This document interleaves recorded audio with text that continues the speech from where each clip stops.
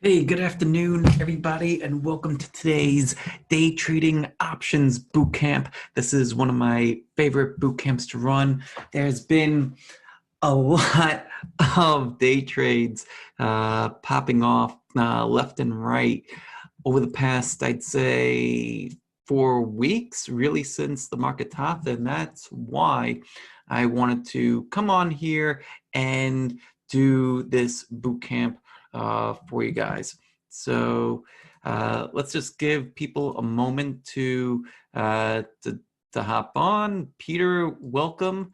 Well, we should have a bunch more people logging in. While we're here and while we're waiting, why don't you scroll? If you scroll your mouse around, you should see a little chat button down at the bottom, and if you click that chat button, hey Sal, if you click that button, you should be able to open up the chat, ask questions in there. For this session, I'm going to ask that we keep the microphones muted, so that way we could go through the presentation, and I will be keeping a close eye on the chat box, so that way you can still ask questions as we go through the entire presentation. No, not yet, Satya. Hi, Raghu. It is. Yeah, so let's keep the microphones muted for now. Later on, when we get to the end of it, then let's open up the microphones at that point. But for right now, use the little chat box to ask questions. And actually, why don't you just let me know that it's working right now? Well, why don't you type something in? Let me know where you're at, where you're from, what uh, what you're hoping to get from today. Type that stuff right in. Just let me know that you've found the chat box, that it's working okay, that you can hear me.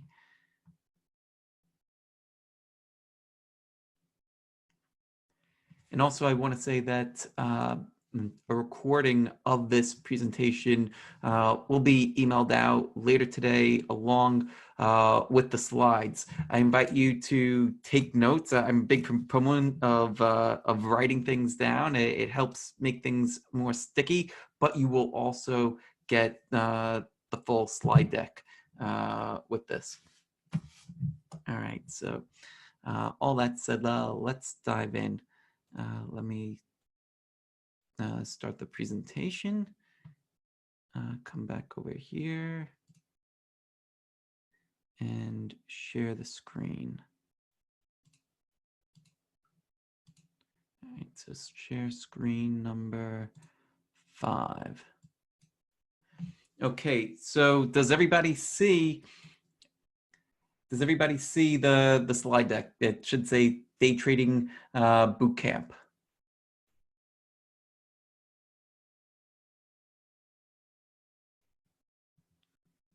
All right, so awesome. Everybody sees it. And Sal, so we're going to go through day trading, all the intraday day trading skills, like how I find mine. One of the things that I actually don't use is the time and sales data feed, and I'm going to show you how it could be a lot more simple than even looking at a time and sales kind of feed, or eliminating complexity, right? It's basically taking, or it takes a lot of, or many of the skills that we've really developed during the deep dives and in a number of the other boot camps that we have for on Mara, and incorporating that straight into day trading. So, so let's get into it. So, today you're going to learn how to pick great day trading candidates, what types of intraday patterns to look for. There's a variety of them. We'll spend some time focusing on the ones that I've seen pop up quite a bit over the past 4 weeks and are still popping up more and actually several times today and this morning. How to assess the reward to risk of the trade and how to manage risk throughout the life of the trade. But you will also learn how to deal with trading emotions, things like hope, fear, and greed, how to create a tight bubble of focus from your physical environment to your mental environment. And well, when it comes to day trading, this part of creating a tight bubble of focus, I consider perhaps the most important part, because without it, you could easily lose several grand or whatever you have on that trade can quickly evaporate without a tight bubble of focus. So we'll get into that as well. And for anybody that's seen this video on YouTube, if you haven't, go back and watch it. The tactics that I'm going to share with you today are the same tactics that I use to generate this incredible 12,000% return in only 6 months. That still boggles my mind. And I've gone back and reviewed the results just to make sure that it wasn't some kind of like a weird software glitch or something. But yeah, like 12,000% return in 6 months. It blows my mind between August and February of this year. August last year, February this year. So before we get into anything else, let's talk about emotions just for a moment. So you actually don't control emotions. You understand what's driving the emotions. Emotions are driven by beliefs, right? So it's akin to, say, like how if I were to hand you $1 million, right? Like if I were to offer you $1 million and say, I will give you $1 million if you walk across the highway during rush hour with your eyes closed, right? Like you would probably have a very strong emotion, right? You would have an emotion of fear to go off and do that. Well, why? Because you have the belief that you will not be able to collect that $1 million because you'll get hit by a car and die, right? But if you didn't have that fear, right? Like it's the same thing, like how you would need to tell a child not to go dashing across the street. Why? Because the child doesn't have that fear yet. The child doesn't have that belief that if they run across the street that they might get hit by a car. So what we need to do then is to understand the belief that's driving the emotion and then change the driver, right? Work on changing that driver. It starts with awareness. The 3 most common drivers of fear have been fear of the unknown, doing something brand new, like if you're brand new to trading or in this case, day trading, fear of the unknown, you might feel some apprehension. If you have inadequately prepared, right? Like if you are just trading by the seat of your pants, you don't really have a trading plan, and then you execute the trade, and then you start to see it moving against you, or it starts to quickly move in your favor, and you tend to exit quickly, or like those kinds of fears tend to stem from inadequate preparation. You don't know what to do, and so you should be afraid. And that's that voice in your head that's telling you that, exit the trade. We're not prepared for this. And then having low confidence in what you're doing, right? And having low confidence tends to stem from, it could stem from inadequate preparation, but it could also stem from having not actually tested your system. And that this is very common too, and it was common for me as well for years, to have not done any kind of a back test of the system, right? Like it would be the equivalent of you guys show up to this workshop, you hear some great information, and then you just go out and you try to apply it, right? Like you may not have confidence in it yet because you haven't gone and done the testing yourself to see results. So like you could go and back test, you could sit there and paper trade for a little while to start to gain confidence in what you're doing. And then once you have that confidence because you've done it, then you could go and put money behind it and you'll be able to execute a lot better.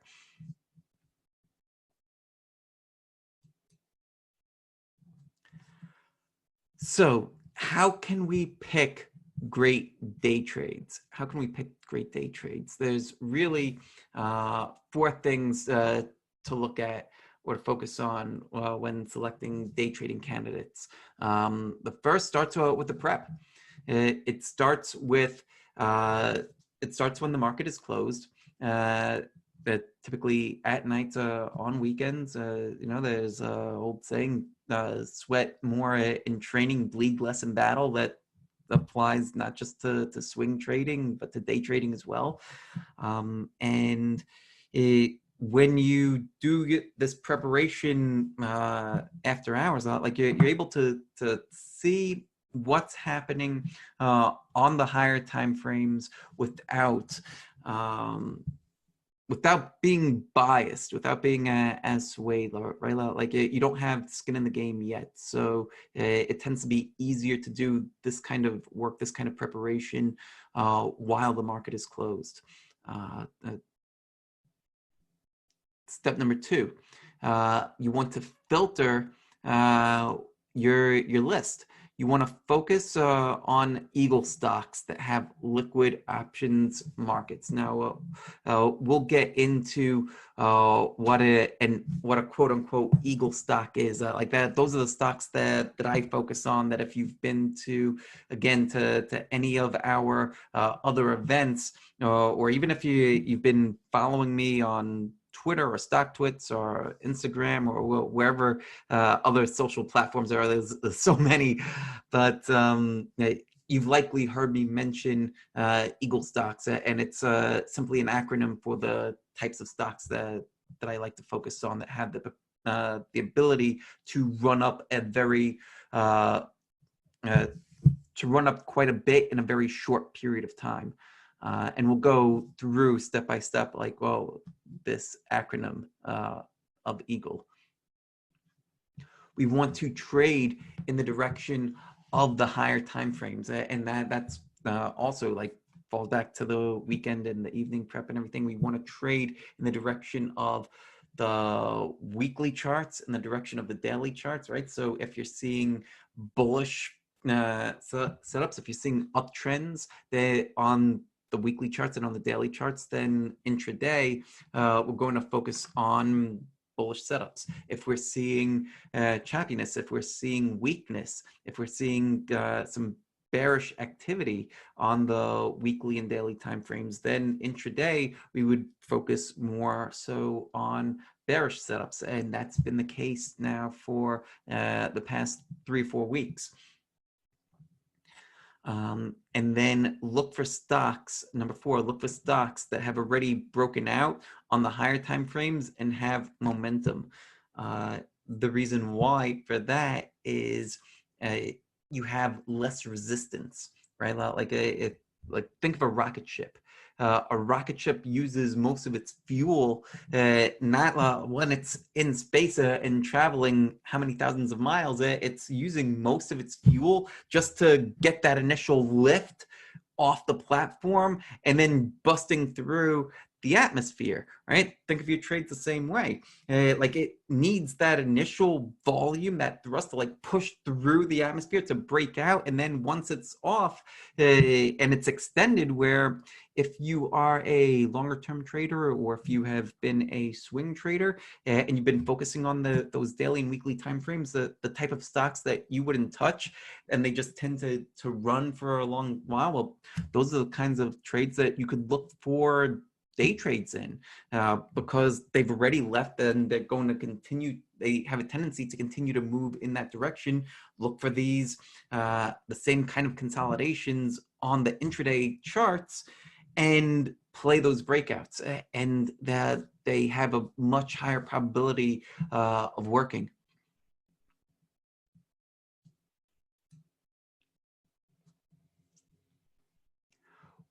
So number one, weekend and evening prep. This is where we gauge the market direction. We look at the major indexes. So the major indexes, well, what are the major indexes? I'm talking about the S&P 500. I'm talking about the NASDAQ. I'm talking about the Russell 2000, the New York Stock Exchange, and the Dow. The five that we look at every weekend during the trading prep deep dives.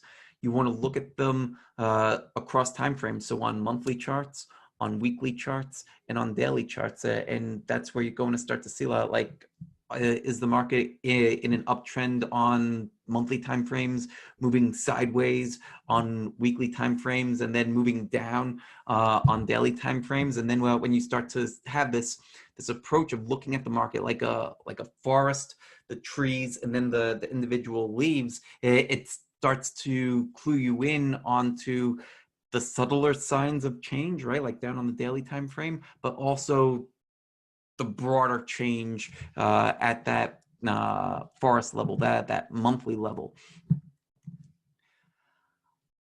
Like even this past week, right, over the weekend, well, we actually saw that the monthly timeframes were in an uptrend, and the weekly and dailies were both sideways. So that was showing us and getting us prepared for more chop, more churn, which has actually been what we've seen the past 2 days so far, right? Especially yesterday. Right, if you were paying attention to the indexes yesterday, we had that sharp spike down in the morning, and then by the afternoon, markets started to rally a bit off of their lows. At least the Nasdaq and the S&P did. Then when we were looking at the other ones, they were still kind of hanging around their lows. All that adds to, well, this one's moving up, that one's moving down. Well, what you have is a lack of clarity, and that lack of clarity leads to more chop. When you have smooth trends, when you have all the indexes moving in one direction, when you have all the time frames moving in one direction, that's what creates smoother moves, and it helps. The point is that it helps you identify trends, and it helps you identify or be prepared for what is happening and what's happening right now. Then we're also looking at the total number of stocks that are making new highs and new lows. That's an indicator that I like to look at. The number of stocks making new highs, the indexes cannot move higher if the stocks within it are not making new highs. Same thing for the number of stocks making new lows. It's a key gauge of market health. And then taking a look at the best stocks, assessing the number of Eagle stocks that have already left the gate and are flying. You have your universe list of stocks, and this can work for whether you're tracking Eagle stocks or if you have whatever stocks are on your universe list. And I would actually encourage you as well to keep a universe watch list of stocks. I wrote a blog post about universalists recently. It's on marawolf.com. It's actually it should be the first blog post there that you see if you go on to the homepage. And keeping a universe list, like all the different stocks that you're interested in, but having a set of rules or guidelines for what it takes to actually get onto the universe list, that list will then start to speak to you, right? Like if the stocks on your list have are setting up in longer term patterns, right? Like they've been consolidating for several weeks, month or more, then that's telling you that we're starting to set up for potential swing trades. If you see many of the stocks on your watch list having already broken out, left the station, right? Like then those are the ones that, yeah, like it's may not be a swing trading environment, but for day trades, you'll see many opportunities in those stocks.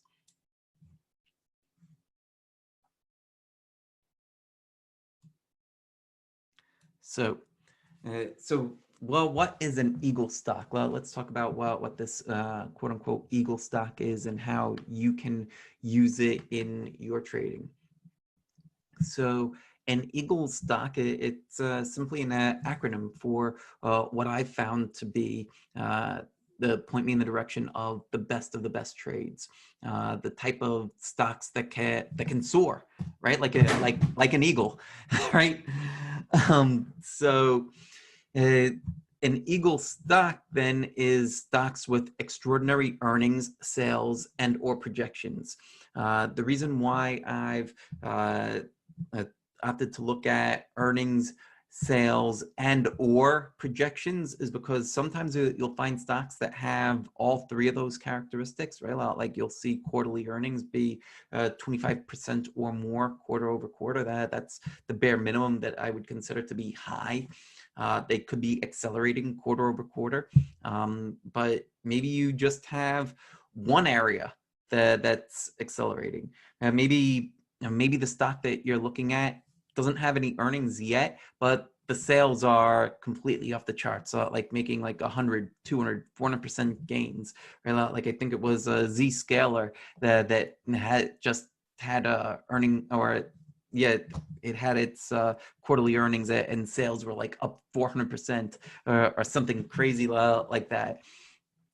So when stocks are having those kinds of fundamentals, those kinds of earnings or sales or projections, then that's something that we want to keep on the radar, because those are the kinds of stocks that can move a very long distance in a very short period of time. The A is for aim.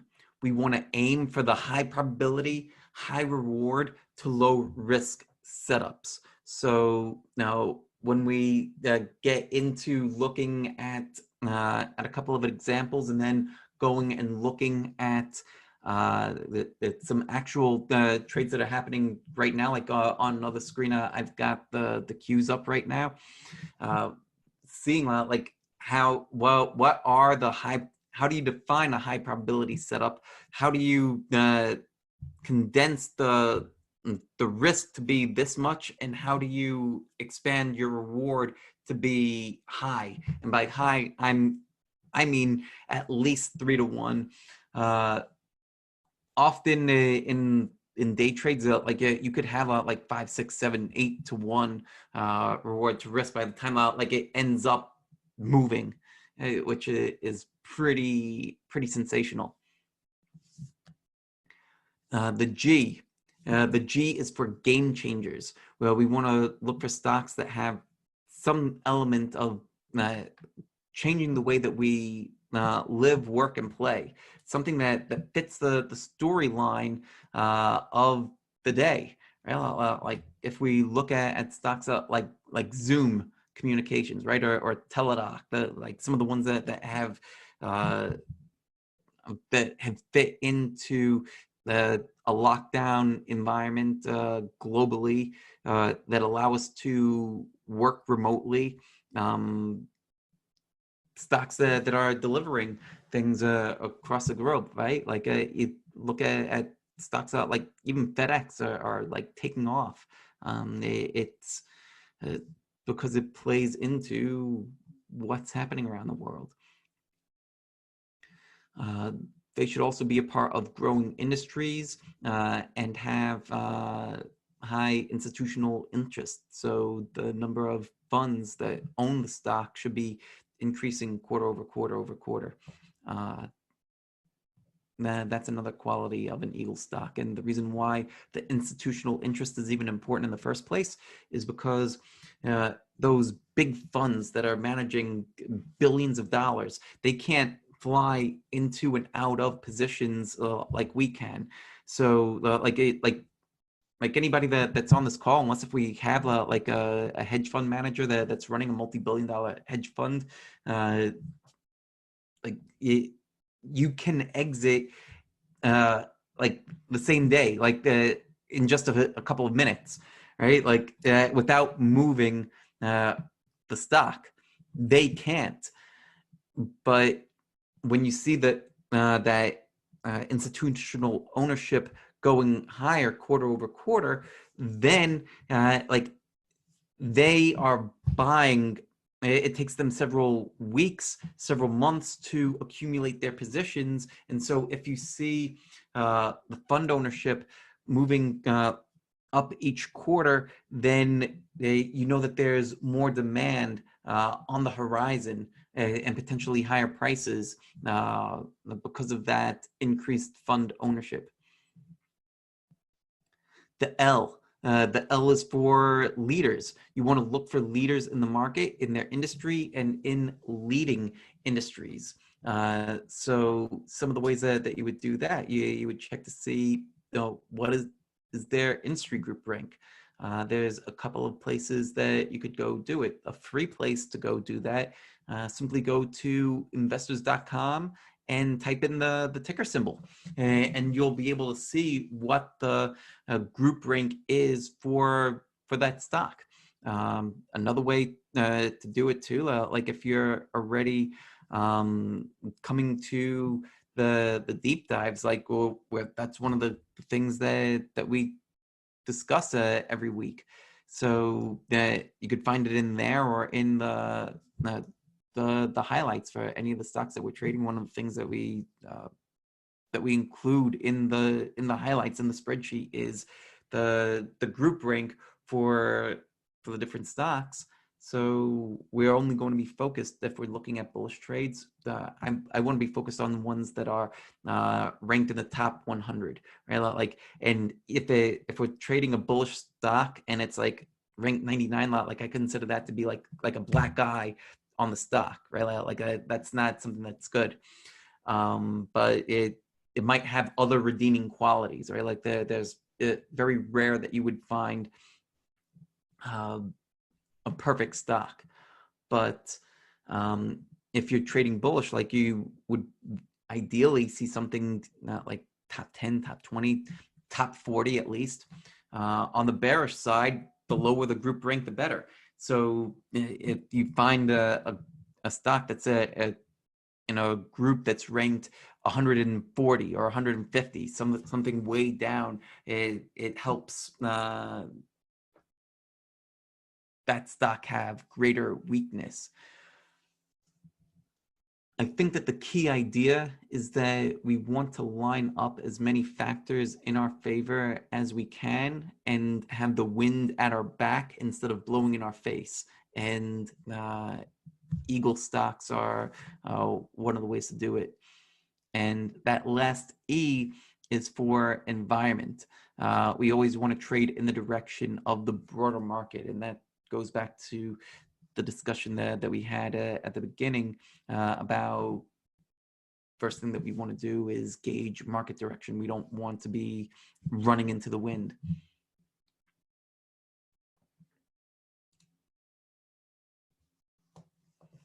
All right, so when day trading, and specifically when day trading options, liquidity is extremely important. Why is liquidity important? In a word, slippage. If you are in a day trade and the bid and the ask is wide, it's possible that you will get a bad fill on that order. So if it, let's say you set up your trade, right, and you got into that first example, the bid and the ask is 50 cents. Let's say you were able to get in at 75 cents.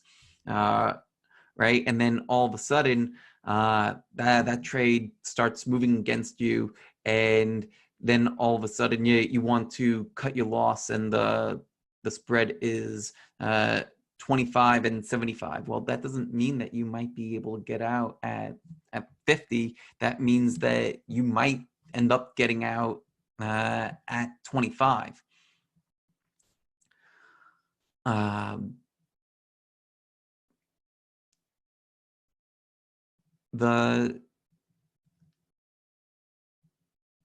And what is wide is relative.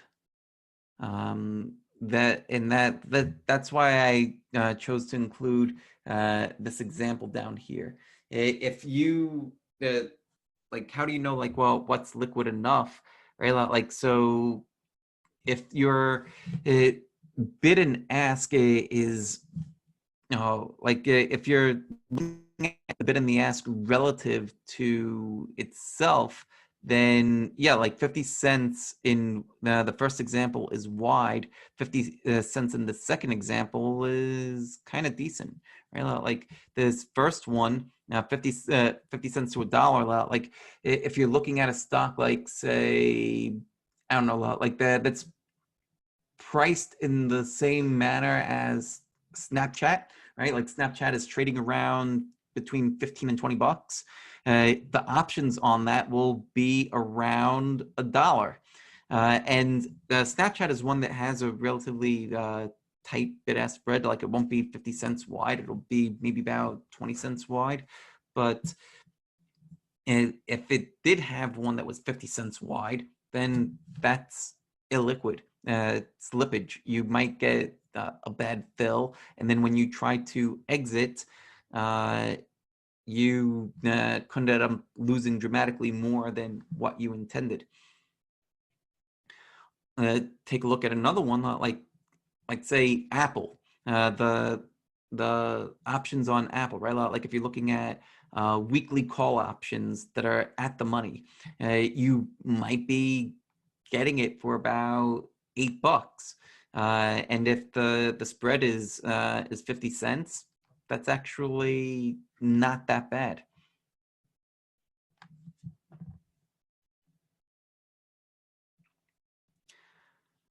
Focus on trades. Focus on trades that are that have like about 1 million shares per day. When you're day trading, you could have a very strong move on things that like you may not like focus on as a swing trade, right? Like so.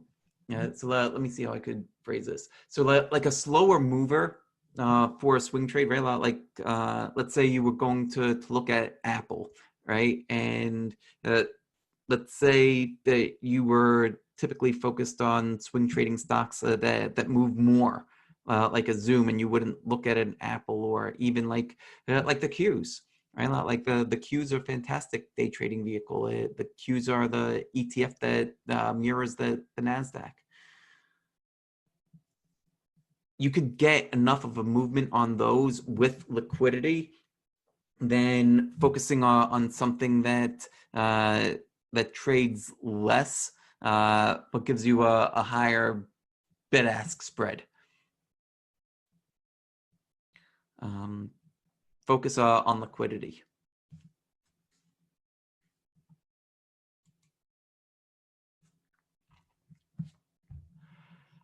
Timing your buys. You don't want to buy early. You want to buy when the odds shift in your favor and offer a favorable reward to risk. The way that we actually go about doing that is by trading with the higher time frames and then measuring the reward to risk. So think of it like this. Think of it like the weekly timeframes are like cruise ships, right? Like, and the market is the ocean. Uh, the weekly charts are the cruise ships. The daily charts are speedboats, and the intraday are like jet skis.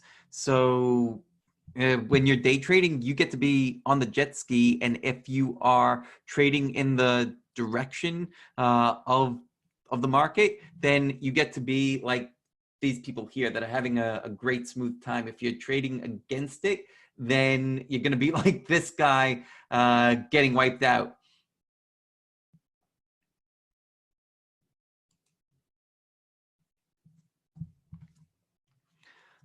And then again, why focus on stocks that are extended? You want to focus on stocks that are extended on higher time frames because, again, there's generally less overhead resistance. To go back to that analogy with the rocket taking off from the launch pad, it's already left the planet, it's gotten through all that resistance, and now it's just coasting. It's the same principle when looking at stocks.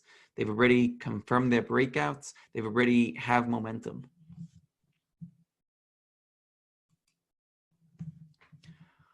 So there's several intraday patterns to look for, both on the bullish side as well as the bearish side. These are the same kind of patterns that we're looking for as swing trades.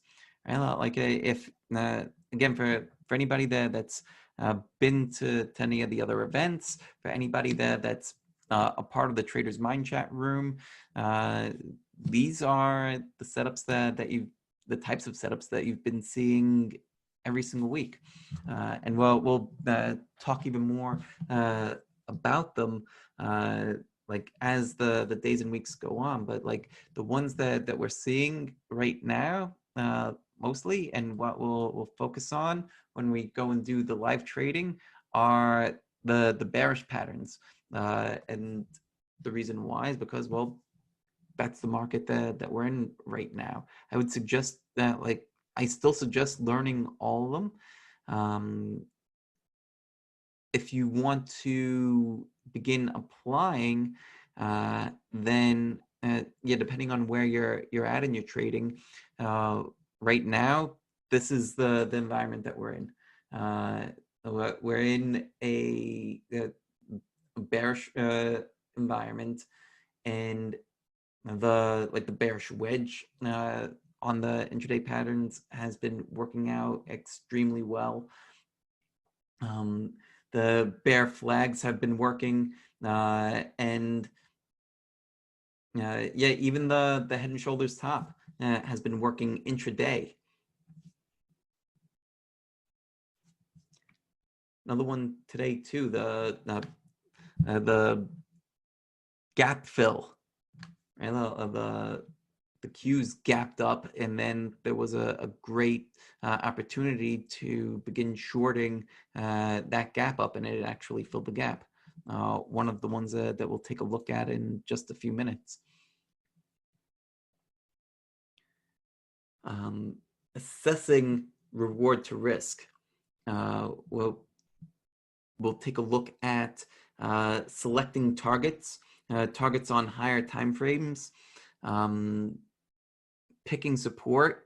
Again, it comes back to that rocket ship example, right? Like, so when you're looking at the higher time frames, seeing where support and resistance lies there, and then that's going to be like your bands to play against.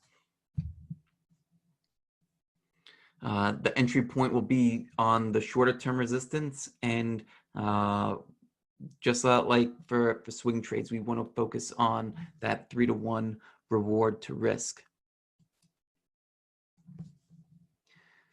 For trade management,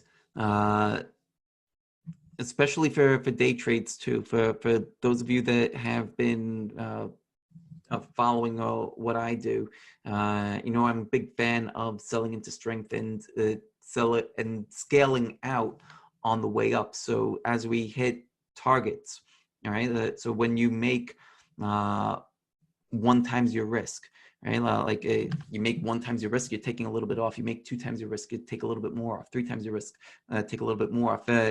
So on and so forth. That way, you're continuously locking in gains along the way.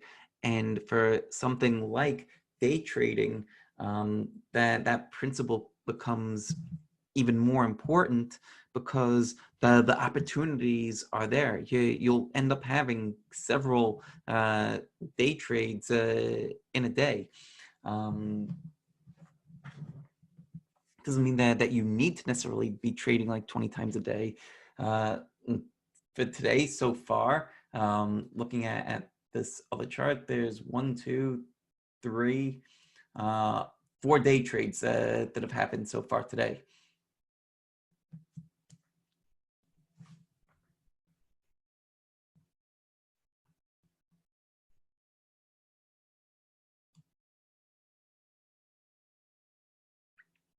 So selling into strength, selling when price is extended, selling into weakness, having backstops at support and resistance, and also using moving averages to help scale out of trades. Here's an example. This is an example using AMD. So here we have the weekly time frame. We have a daily time frame. We have a 30-minute, and this is actually a 3-minute chart down here. Right. So on the weekly trend, you could see that it was trading sideways, and it was starting to get support around that red line there. Right. That's the 10-week line. And at the time, it was in one of the top industry groups. And its relative strength line down here was at highs, right? So it is consolidating. It is getting support on the higher time frames. And then when we started to look down at the daily time frames, you could see like how it was still consolidating, but it had tightened up quite a bit over here, right? And it was getting ready to break out right there, right? Then when you look down into the intraday charts, you can see how it was tightening up even more.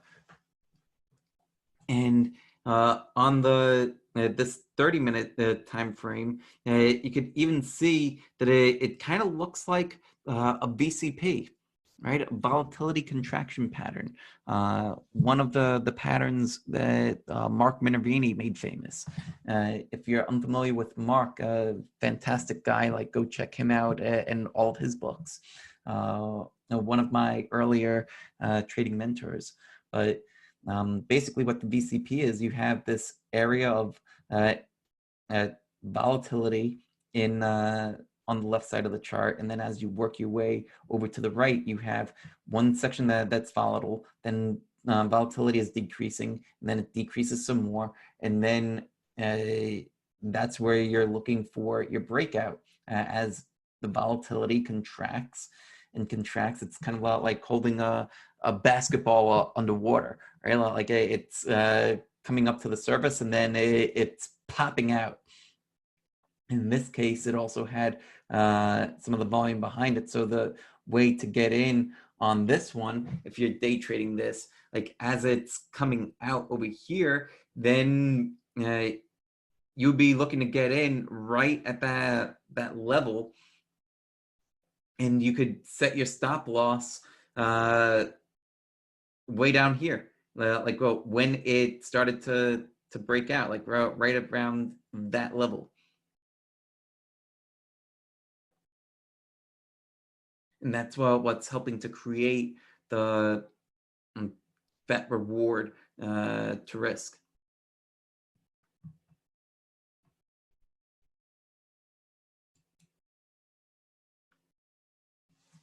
Right, but wait a minute. Well, what about hope and greed? Right, like So, well, what do we do about hope and greed? We're seeing these patterns develop right in the middle of the day, and it's easy to get caught up in just following it, right? Like throwing plans out the window and trying to chase profits. What do we do? Well, creating a habit of of just simply following your trading plan takes care of a lot of the what to do with hope and greed. It's it's akin to when you're creating a new habit, when you're installing a new habit, you are also starting to push out old habits that you don't want like out the door. It's almost like a person, right? Like an uninvited guest. If you're inviting this new guest of this new habit that you're cultivating, which is following your plan, and you are pushing this habit that you don't want out the door, which is not following your plan. So by developing a habit of following your trading plans, then that is something that's going to take care of a lot of the hope and greed, because you're just going to default to, well, whatever's on the page, that's what I'm doing, and I'm following through. In the beginning, it's more important to develop a habit of following your plan than it is to even make money on your trades. And the reason why is because plans can always be improved, built upon, and then later automated. If you are trading by the seat of your pants, you can't do any of the automation, or you don't have a foundation to build upon. So whatever your trading plan is going to be, however you're going to design your trade, plan it out, write it out, follow your rules and guidelines, and journal those trades, and then see how well at the end of each day that you've followed your plan. And then from there, you can begin to make adjustments.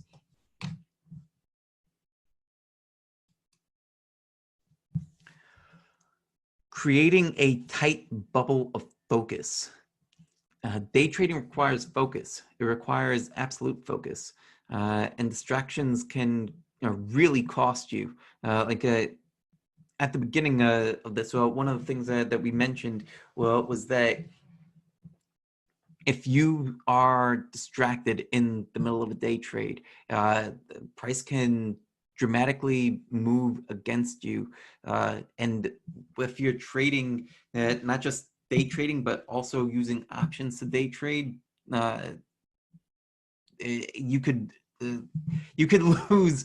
You could lose the entire position super quickly on a move against you. Like the doorbell rings, you're distracted, you leave, you come back.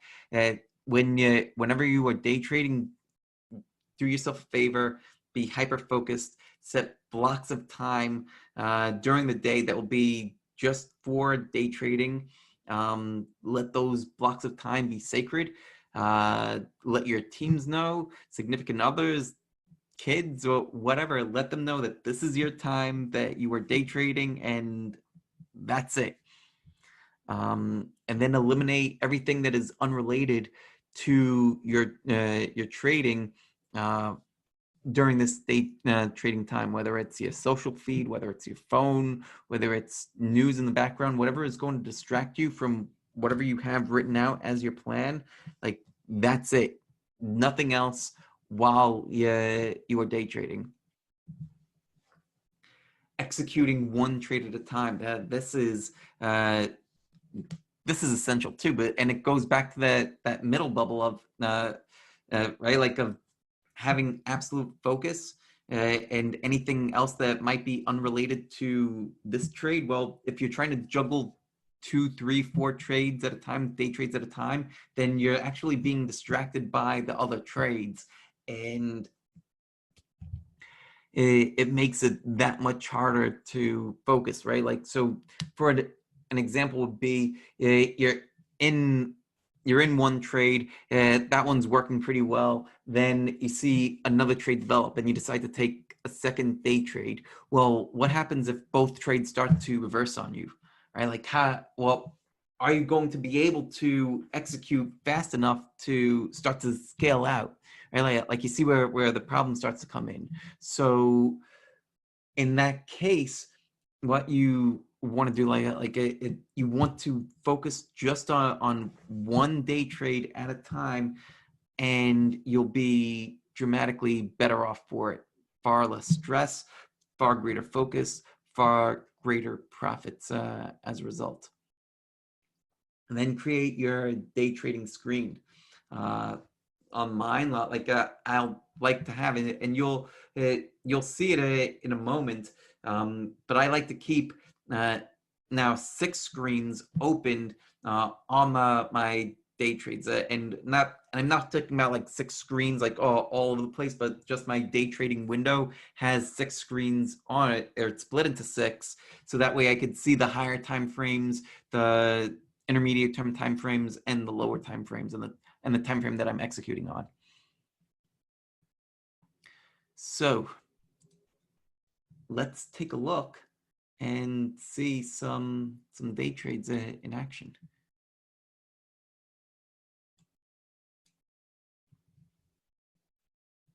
So let's switch screens. Put screen number 3. And this is what I've been looking for a while now, right? So we've had the cues. This is the cues again are essentially the Nasdaq. They're a proxy for the Nasdaq, and it ran up, topped out this week here, last week of August. Big outside week, and has been consolidating since. So since then, it's actually been a fantastic day trading environment. And in order to know, like, well, which direction are we day trading in? Well, this has made a series of lower highs, lower lows, and has continued to push lower. So for now, the direction has been to trade bearishly, to look for the bearish opportunities. When we go down deeper into the intraday charts, there's been so many opportunities, right? Like, so even like coming over to here, right? Like this was one from what was that, the 18th? We were talking about this one in the Traders Mind chat room, where it had was testing this level around 267. That comes back over here, right? When it was testing this level from the higher time frame, from the daily, in that same time frame, appeared on the weekly, right? The low of that week, and it was testing it and starting to come down. And it was starting to come down here on the daily time frame. And you could see it start to break down on the 2-hour. And then when it finally does, that's what gave so much thrust to the downside. But in order to capture it, you need to be patient, right? Like if you tried to catch it right here, it immediately reversed on you, and you might say that, oh, this course was a waste of time and money. But like that's why like you need to stick with some trades, and not just like if you get shaken out, allow it to come back, and then set up again. And that's exactly what it did right here, right? Basically the same setup. And it started to break down right here, and it from that point gave almost 6R move in about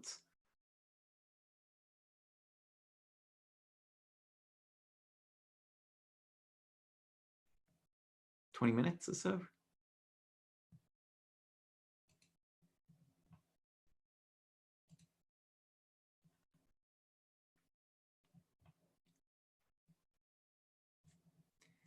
Here are some of the trades that developed today.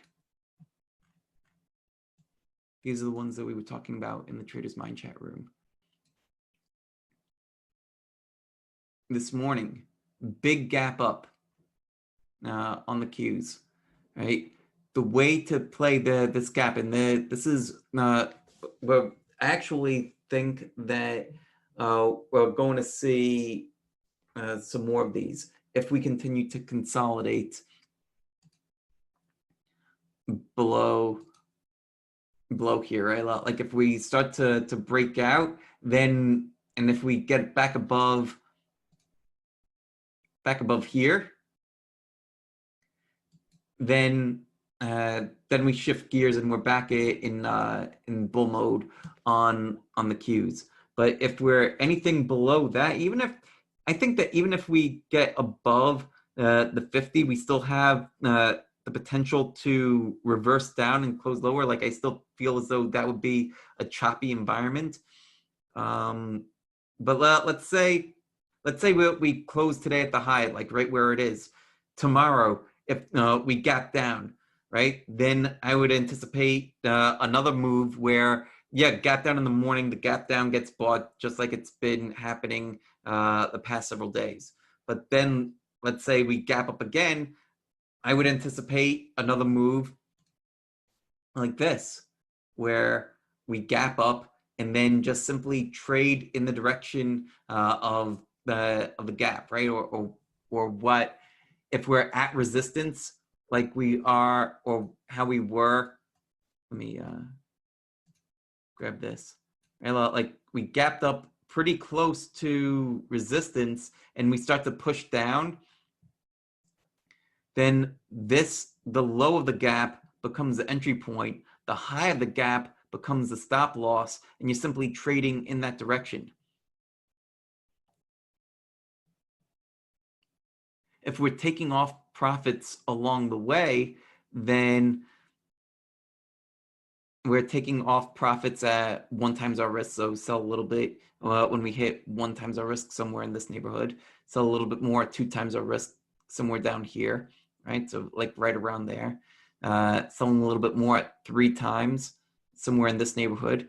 And then did we actually get to 4? Yeah, like 4 was right at that 50 SMA, and also right at this, or very close to this ascending trend line, right? So if we zoom out, it's just simply connect the dots, 1, 2. Where's it going to land if it still is following it? 3, right there. So you don't need time and sales data and things like that. It's the same kind of chart patterns that show up, but just simply down here on the intraday charts.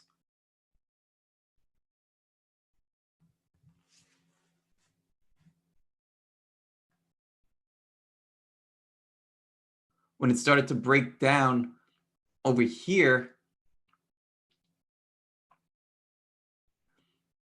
part of what I was suggesting was to not just get in, like you could have gotten in on the initial breakdown. Conservatively, getting in below support allows us to have a slightly higher probability entry point. The reason why this is a little bit higher probability of an entry point is because you aren't just getting below what was acting as support, right? Now you're also getting below 2 levels of support. And that gives us some more confirmation, right? Like, so it broke down over here, confirms the breakdown by starting to get below this level of support, and that's the preferred entry to this short.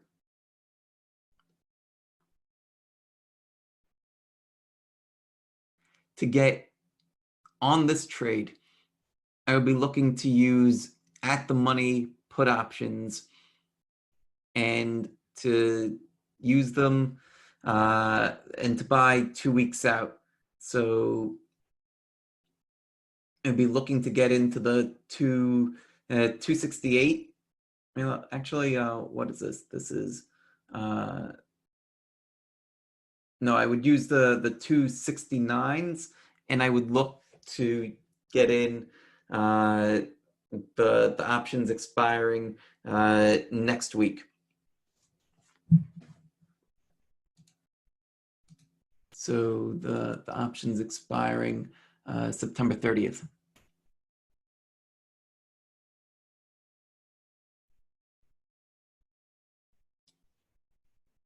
So this morning it gave a 4-hour trade. Then over here it gave another 3-hour trade. And then when it started to break down from this one actually didn't go too far. It only gave us 2-hour before reversing and moving up higher. Right now it's actually at that level of resistance, and we'll see what happens if it starts to break above, or if that starts to get rejected. With the thesis of it still being a bearish environment, maybe look for it to see if it tests this trend, potentially even this. And it's almost, you know what this kind of feels like? Have you, if you're aware of the bump and run pattern, right? A bump and run is basically where you have a down, you have a trend that's starting down and then an acceleration to the downside. It kind of similar, like I wouldn't call this a perfect bump and run, right? But like it almost has the essence of it where you have that downtrend. Let's make this a different color.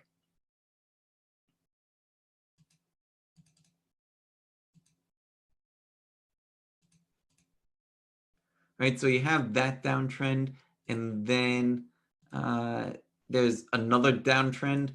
So it's where it's bumps at the bottom and then it starts to run, and that's the bump and run where you have this a downtrend and then an accelerated downtrend. So it started to get it right there, right? Like that would be the initial breakout. Like if you wanted to get in early, and then a more conservative entry would be at that trend line, at that second one.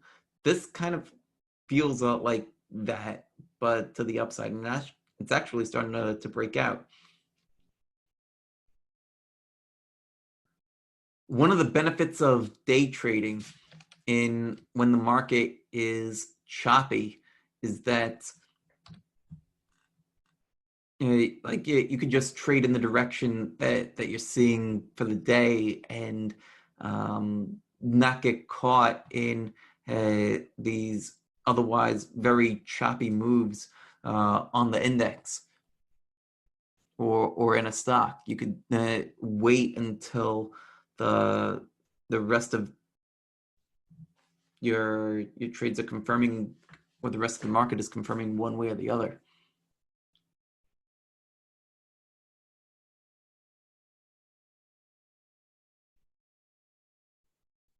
Do you guys have any questions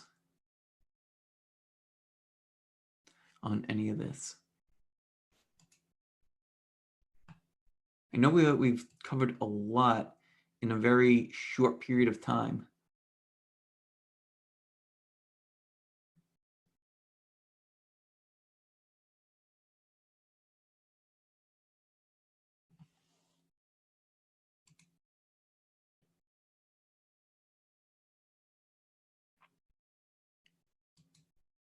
Any questions at all? Actually,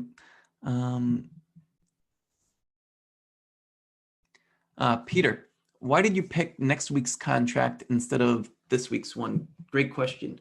So the reason why I like to go out 2 weeks instead of trading the week that we're in is because there tends to be less volatility going 2 weeks out versus expiring this week.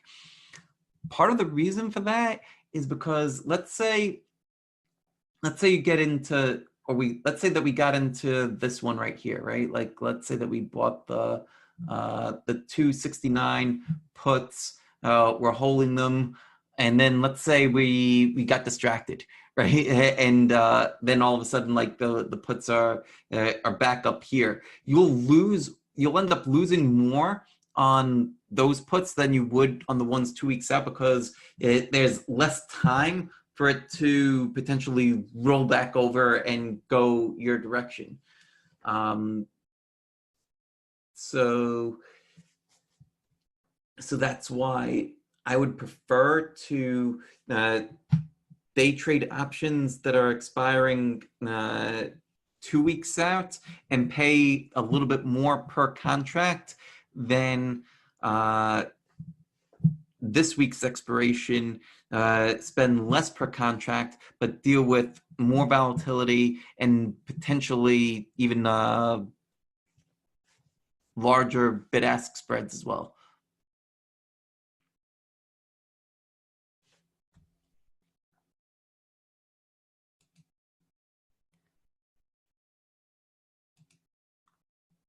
This is actually pretty interesting what we're seeing here, that it's starting to break out. And you might take a look at this and be like, wow, look, volume is tremendous on that. Like I would look at this, yeah, like, and then let's take a look at this trade, right? And you know what? Let's clean up the charts too. It's often good to take drawings off of your charts when you're done, and then redraw things, so that way you're eliminating bias. So we come over here, we're starting to see this tiny breakout, but we're also seeing that on the daily time frame, volume is still relatively low, and we're at the 50-day moving average, right? Like it's just below the 50-day moving average. Anything can happen between now and the close. On the 2-hour, right? That same pattern where you have an acceleration. Now it's starting to pick up a little bit more. Also, well, what else do we see, right? To me, I'm seeing this, where we had that gap down on the 17th. This was acting as resistance for a period of time, right around 272.50. Seems like it's pushing up that way. Okay, we want to be aware of that. Make that in yellow for now. There's no real significance to the colors. Pick whatever colors you like. And then over here, like this is where we started to accelerate, and we're lifting off and we're taking off. Are we getting a little too overheated?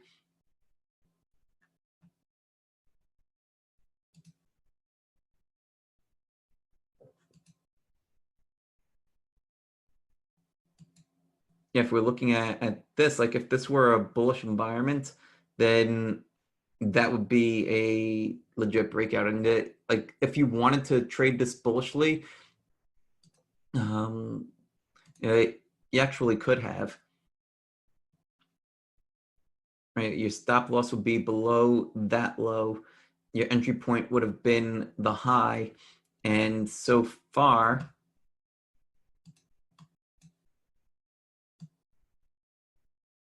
you'd be at about 2 times your risk. And I would look to target that point of resistance, which would be a 3R trade.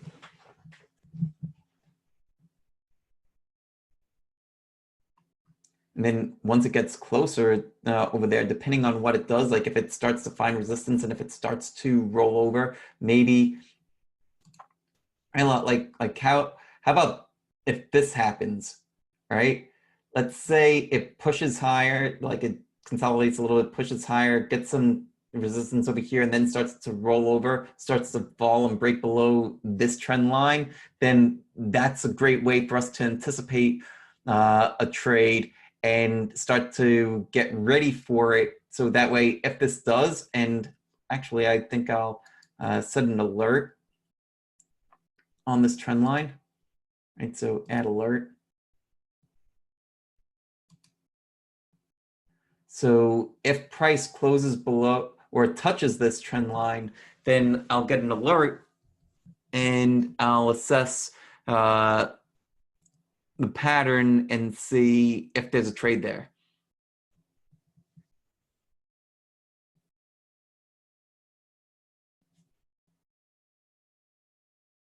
For right now, at this point, if we took this as a bullish trade, well, we would have had the 270 calls, since that's a bullish trade. The one's expiring September 30th.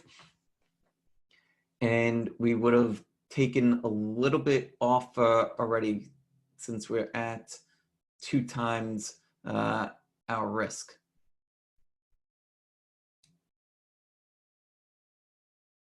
Another way to manage this too would be, like you see how it's getting support along the 5 EMA on this 1 minute time frame. Well, actually, no, this is the 5 minute time frame. My apologies. Normally I operate down on the 1 minute time frame.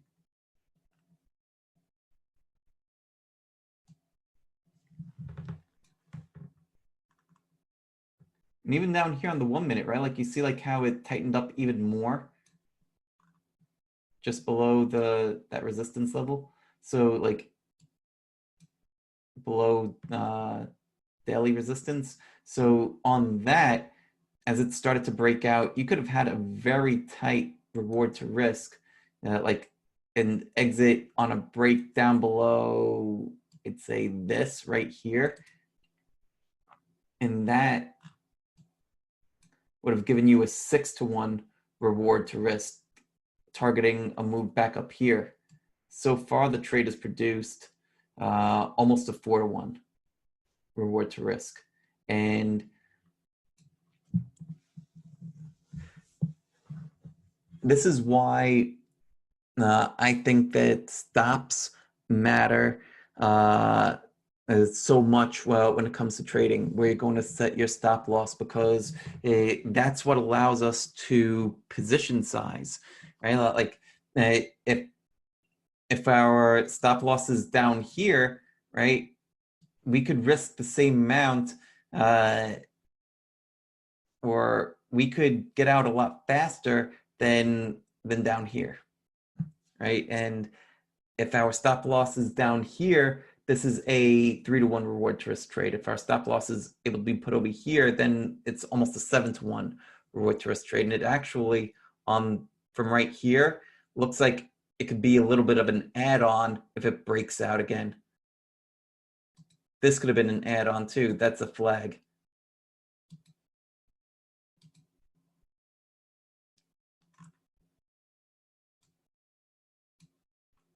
Right now, it seems as though the place to watch is this level right here. It seems like it's starting to get ready and break out right there. We'll see. Sal, just as clarification, normally trade in the direction of the higher time frames intraday, but in some instances, you may trade against the higher time frames. In this instance, where we started to see the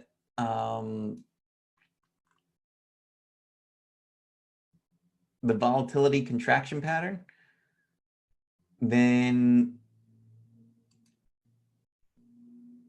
yeah.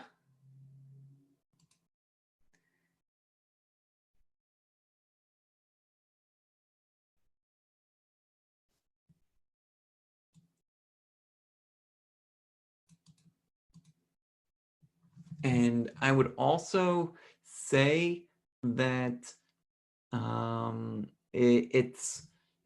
you're trading in the direction of the higher time frames. When we look at what the higher time frames are, like it's it starts with everything that we're doing on the deep dive, right? It starts with that weekend assessment where we're looking at the monthly charts, the weekly charts, and the daily charts. And last week, well, what did we come up with? Well, we came up with a whole bunch of chop, right?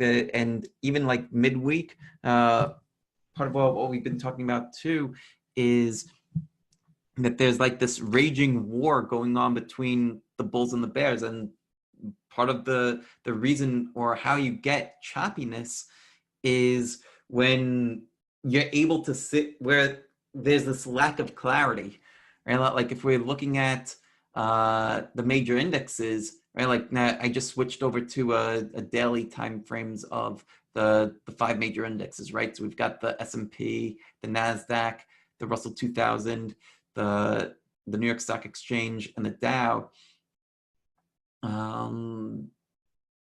Yesterday, right? Like positive reversal on the S&P, positive reversal on the NASDAQ, and then you still have the Russell 2000, the New York Stock Exchange, falling and closing below resistance, all right? Like putting in a fresh low.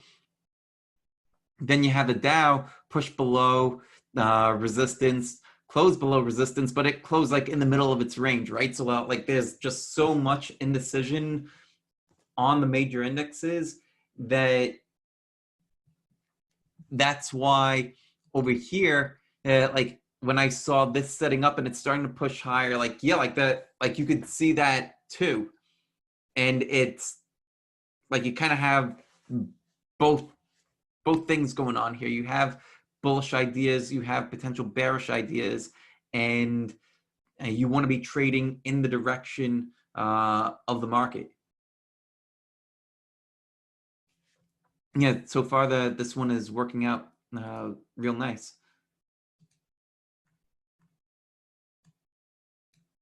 Yeah, this one still hasn't given us a reason to exit from down here, other than taking profits along the way. And if you're using the 5 EMA as a trailing stop, then you would have exited a little bit, either there or if not over here. And so far it looks like it's tested the 10, but it's closed above the 10 so far. So this is a trade where you could have gotten in down here, added a little bit, not even getting stopped out at anywhere really. It's been pretty smooth.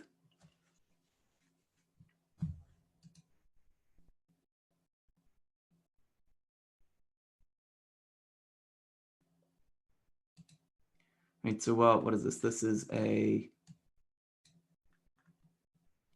almost a 7-hour trade. It got up to almost 5. So like you're definitely selling into strength like as you're going. And like you're not just like and this is the thing too, well, with day trades. So right now it's been pretty smooth, right? You want to sell aggressively into strength, like as you're getting multiples of what you risk, because you could very quickly get a strong move down that breaks support, and then well, what happens to the price of the option when volatility increases? The price of the option collapses, and that's another reason why go for the options that are 2 weeks out versus 1 week out, pay a little bit more per contract and gain a little bit in that volatility risk.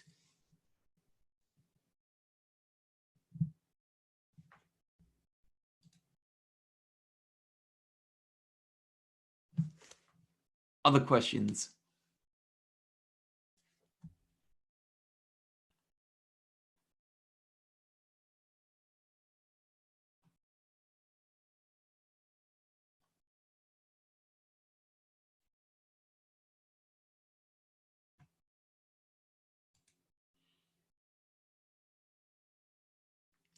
Other questions, points of clarity?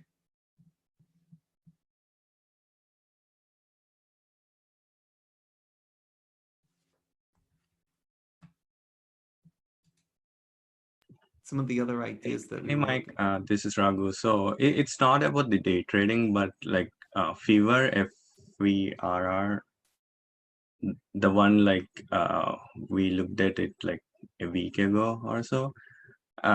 So it's into all-time high breakout. So Which one? FVRR Fever. Fiverr, yeah. Yeah, Fiverr, sorry. Yeah. Yeah, that's okay. I know, like Yep, you just took your pushing to 10, all-time like highs. you got stopped out. Yeah. Yeah, this is one where I had gotten in on that breakout. Like it started to break out. Actually, I think I got in a little, yeah, like it was that point of resistance. Got in on that day, was shaking out the next day. Yeah. So do you think it's actionable now, like because it's like it's breaking out from that consolidation there? Yeah. I think that so yes, there's a consolidation there. Yes, it's breaking out. To answer the question, is it actionable? What I would do then is to take a look at the trade evaluator, right? Like, or if you have your own version of it, take a look at that, right? Like, so, since we do have some people that are on here that may not be familiar with the trade evaluator. The trade evaluator is a tool that I've developed, and it is basically like it's a way to give yourself an objective lens by which to view the market based on your own beliefs. Now, this beta version has all of my own beliefs in it, right? So, like at this point, you could model success like model me, but the true value of this tool will not be from you just like checking boxes based off of what I think, but based off of what you think. Um, so what I would do for Fiverr then would be to say, okay, where am I getting in? Where am I getting out? What's my target price? And then running it through this entire thing where like, what's your gut feel? What are the earnings, right? Like for the E part of Eagle, the extraordinary earnings, sales, and or projections, how many of these boxes can you fit?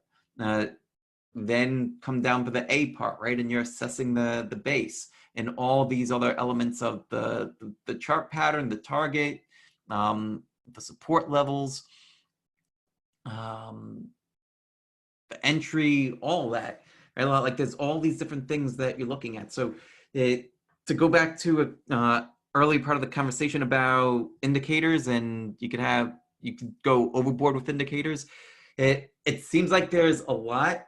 The actual indicators that I'm looking at, like I'm looking at a handful of moving averages. I'm looking at price and volume to help figure out target prices. Sometimes I'll look at Fibonacci levels, like especially when I'm looking at swings, and that's pretty much it. So it's not that much, but just in that small handful of things, there's all these data points, right? Check off the boxes for the G part, see like what's there. Take a look at the L, see if it's truly a leader among its peers. Is it in a leading industry group? Is it leading the market higher? Well, for Fiverr, yes, if it's making fresh highs, it's hard for it not to be a market leader. But like, is it a leader among its peers? And then is it moving with the market? Is it moving well with the market? Like if you're looking at a potential rally, right? Like if your thesis is like, well, my thesis is we just bottomed and we're going to start to bounce and Fiverr's the leader. Then you might say that Fiverr is moving with the market, and you check that box. It'll greatly influence your score. Part of what I would want to think of is this stop loss, right? Like, because if I'm placing my stop, it would be right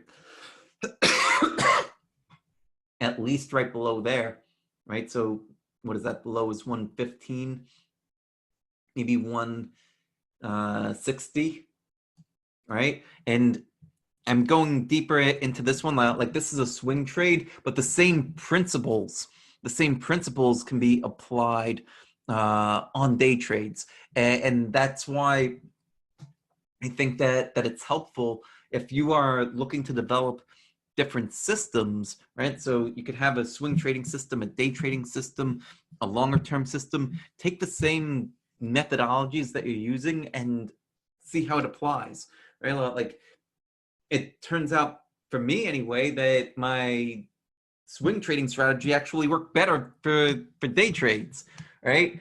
And I still end up doing more swing trading than day trading overall, because I enjoy teaching, right? And so, like, rather than just looking at screens all day and hunting, like, I'll set alerts, right? Like how we were talking about on the cues, right? I don't think that other trade ever got triggered. Oh, actually, take a look at this, right? It didn't get triggered because we took the trend line off. But yeah, you remember how we were saying that this was like an inverted bump and run, right? Like, there was that trend line, then there was the accelerated trend line. Look at how it started to break down from there. Right, so let's take that off. Let me know if there's too much going on in this chart. It actually looks like a little bit too much, but on this, like, if you're still thinking short on this, you could have entered right around that breakdown, right? Or if you wanted to, like, get in right around there, okay, fine. Now you're already at almost 1R. Maybe you're taking a little bit off, especially since you're getting close to resistance or potential support, and anticipate a little bit of a dance right around here. If it falls below that trend line, then I would anticipate a swifter move to the downside. We'll see. But right there, at least on this 1 minute chart, pretty heavy volume sell off.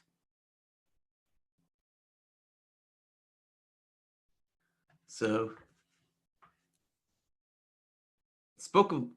mentioned a lot of stuff in that rant, but Raghu, did I answer your question well enough, or was there something else? That's good. That's good, bye. Okay. Any other questions? Peter, I'm glad that you like the technical analysis breakdowns.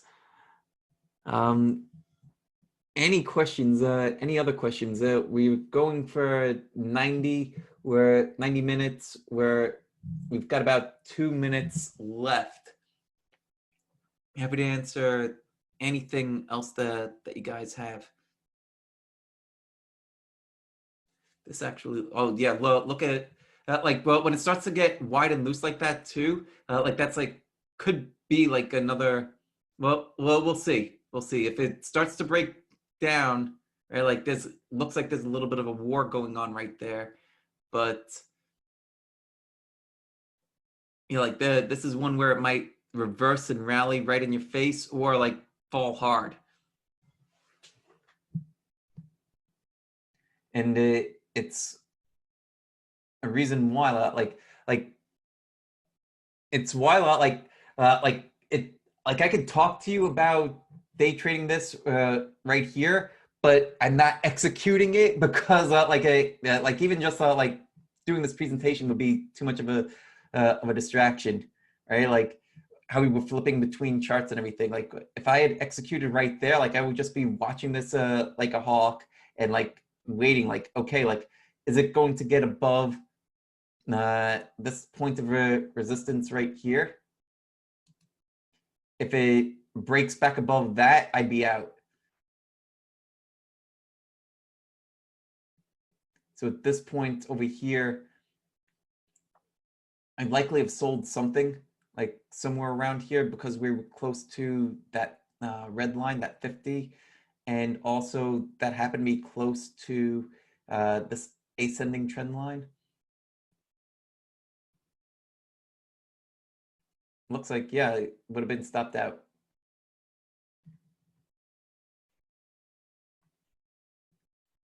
This could be a choppy area.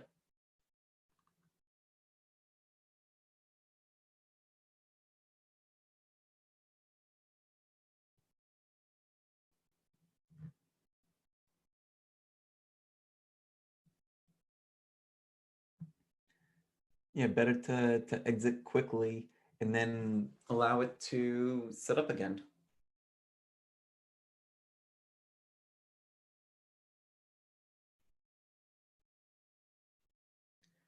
Right, so we found a quick 1 hour trade that developed right there, and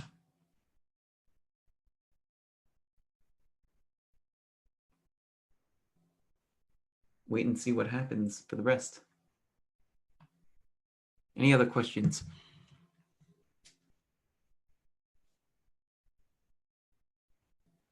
All right, then we'll call this a wrap. I will send the slide decks and the recordings out to everybody that registered.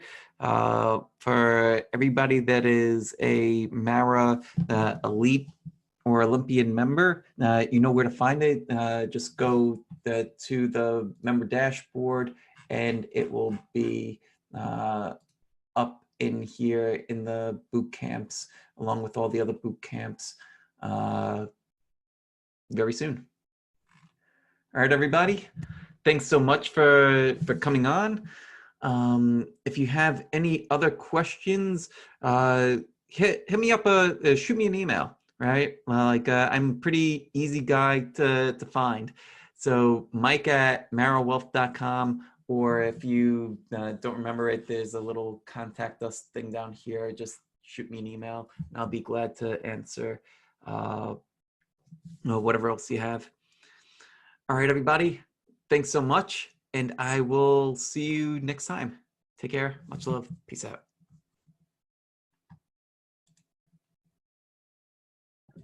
Thanks, Mike. Thank you. Take care.